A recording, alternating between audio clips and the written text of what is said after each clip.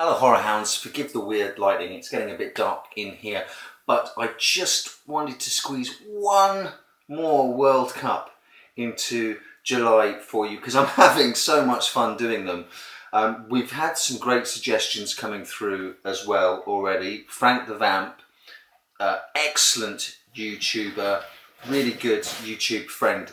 I consider him a YouTube friend. I hope he doesn't mind me saying that. He's requested a couple of times a Giallo World Cup. Chris Johnson has asked specifically for a Dario Argento World Cup. So Frank, if you don't mind, I think I might do an Argento one, a Fulci one, maybe a Bava one if I can get together 8 Bava movies somewhere down the track. Superman is Best has requested a Werewolf World Cup, and I've come up with an idea to do the World Cup format for werewolf movies where American Werewolf in London can be included but won't automatically win. Regular viewers will know that American Werewolf is my favourite werewolf movie of all time, and I've always been wondering, well, how can I do the werewolf one and not just have American Werewolf steam through, because my bias is, it just is what it is. I've worked out a way of having a Werewolf World Cup that will include American Werewolf, where American Werewolf will not necessarily just steam through and win. We'll do that in August. Benign Crinoid has suggested the most out there suggestion so far, a Bigfoot / Yeti World Cup. He's got me so intrigued. I'm already looking into what movies I can get. It will take a while, Mr. Crinoid, Benign, if I may call you that, because I'm going to have to watch all 8 of these movies because it's not a subgenre I'm particularly familiar with. But we will get there. You've piqued my interest so much in this little subset that yes, we will have a Bigfoot / Yeti World Cup. It'll just take some time for me to get through all the movies. What we're going to do now, the last World Cup in July, as the title of the video suggests, is, well, it doesn't even suggest it, it flat out says it. It's the John Carpenter World Cup. We have, as usual, 8 John Carpenter movies, sealed, shuffled, but I'm going to shuffle them a little bit more. We're going to pit them against one another.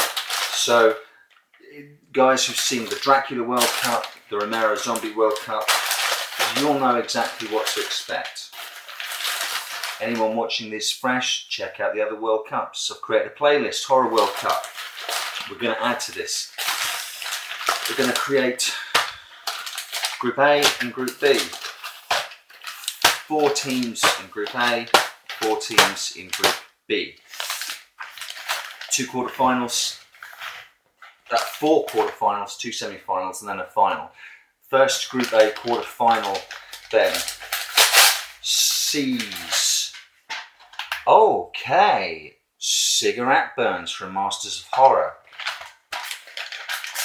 which I re-familiarised myself with last night, going up against Prince of Darkness.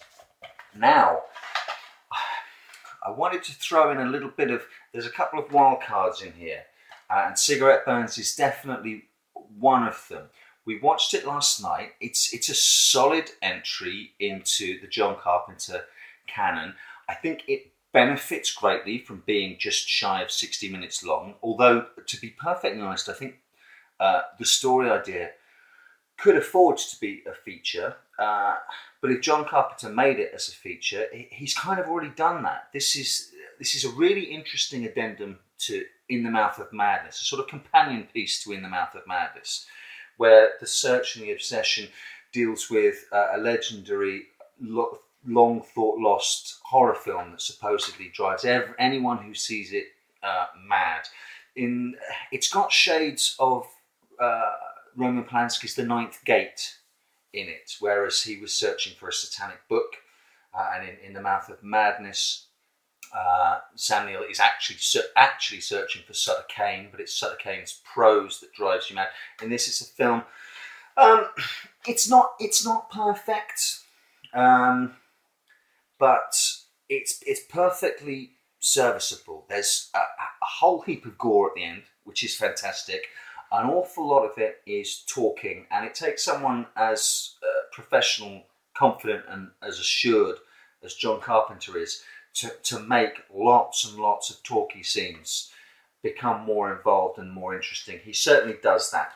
But that said, Prince of Darkness, whilst not top tier John Carpenter, is John Carpenter firing on all creative cylinders. The budget might be lower than something like The Thing or Big Trouble in Little China, but it's so rammed full of ideas. Quantum physics meets ancient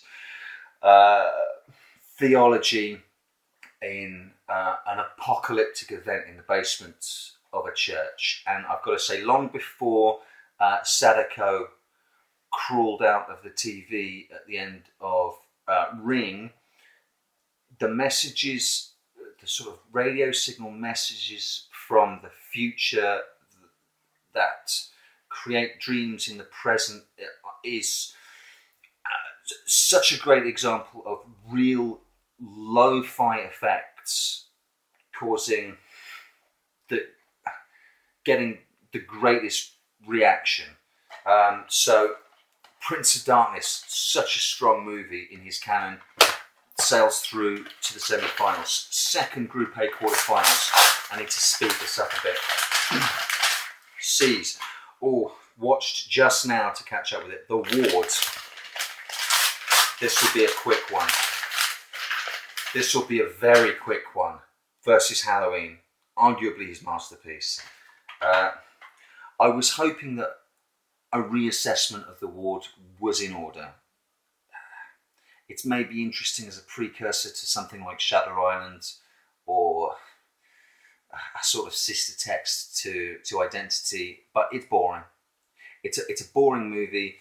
The zombie Alice in it is a supernatural creature that literally just always, constantly just appears behind people, to the point where if there's a shot showing you, taking great pains to show you that there's no one behind the character that you're looking at, it even signposts when Alice is going to pop up and be there, because we've specifically been shown that she's not there.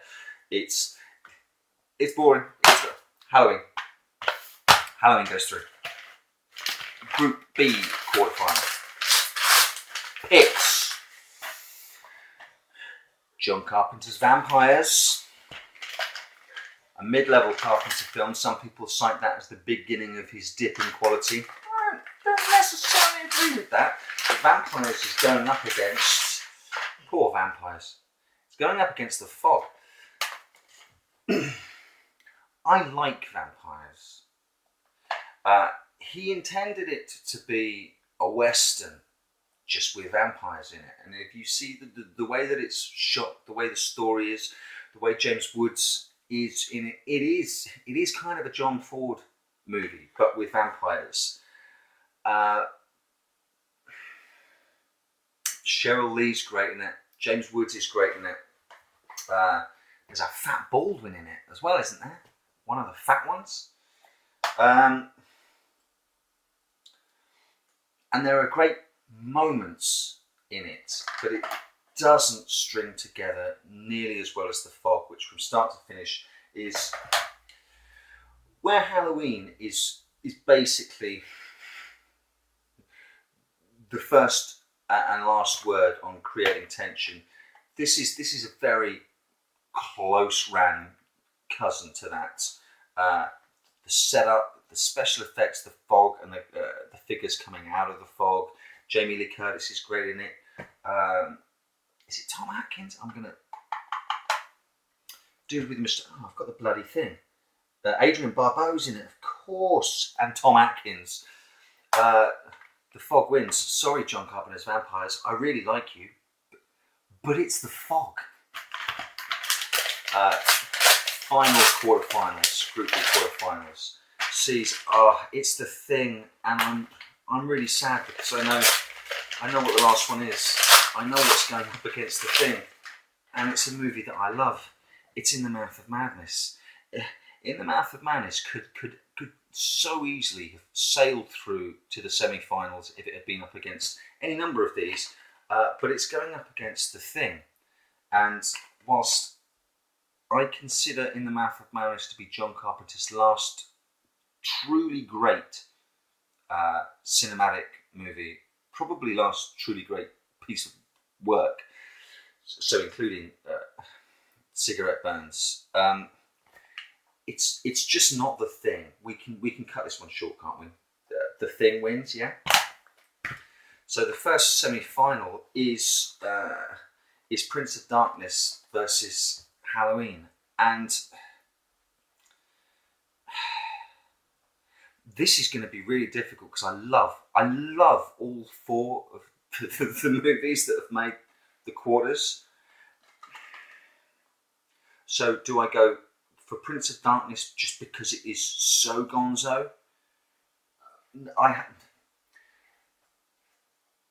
Halloween is the better film. It's a better made film. The tone is sustained throughout much more successfully. Prince of Darkness can get patchy. As much as I love the gonzo stuff in it, and you know me, I love my gonzo horror movies. I love Alice Cooper in this, surrounded by the ants and the worms and the sort of Argento stuff that's going on out there with the guy being hacked to pieces and the stuff that's going on inside and the dark matter universe behind the mirror and all of that kind of stuff and the messages from the future and the recurring nightmares. It's a wonderful fever dream and I love it. But this is a nightmare that you don't wake up from. Michael Myers, the shape in this, doesn't stop. He haunts the frames in this. The way this movie is put together is a young John Carpenter trying to ape Hitchcock, and he not only succeeds in doing that, but he creates his own language. He creates a cinematic language in Halloween that he became his signature style, and that directors since, especially recently in It Follows and other films like that, have started to ape. So Halloween goes through, which leaves the second semi-final, The Fog versus The Thing. And again, there's going to have to be a decision based on consistency. The Fog was originally intended to just be a campfire ghost story, and he went back and reshot gore to add into it. Round about the same time that he reshot some gore, extra gore to be put in Halloween 2. Round about this time, Carpenter in his career made a change from a conscious change to chase the almighty dollar. Let's make no bones about it, from building tension to gore. And it's a trend he started. Although there's no gore in Halloween, the movies that followed gave more splatter. So he created a trend that he then tried to follow. So because an awful lot of the gore stuff is inserts, as much as I love this, it's patchy because of it. They seem like reshoots to me. You can tell when you know that the gore stuff is reshoots, it kind of jumps out. Whereas this tonally is this is the film he set out to make. Okay, no going back for reshoots to add stuff, which puts Halloween versus The Thing. This is a real clash of the titans. So do we go for understated tension or ramped up tension becoming paranoia, actually bubbling over into insanity? Halloween is a masterwork. It was his calling card, and it signalled the arrival of a huge talent on the scene, and the run he had with Halloween, The Thing, Escape from New York, Big Trouble in Little China, probably all the way through to They Live, is probably the most consistent and successful run any director has had anywhere across multiple genres. But it's The Thing. Of course it's The Thing. one of the greatest remakes of all time,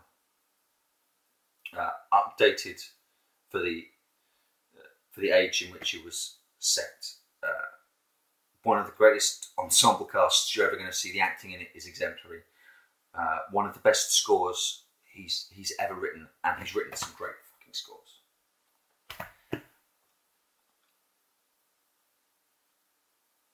And it's got Bob Botine's insane, masterful, practical special effects that to this day are some of the greatest. You've got Ray Harryhausen, you've got Rick Baker on American Werewolf in London, and you've got Bob Botine on The Thing.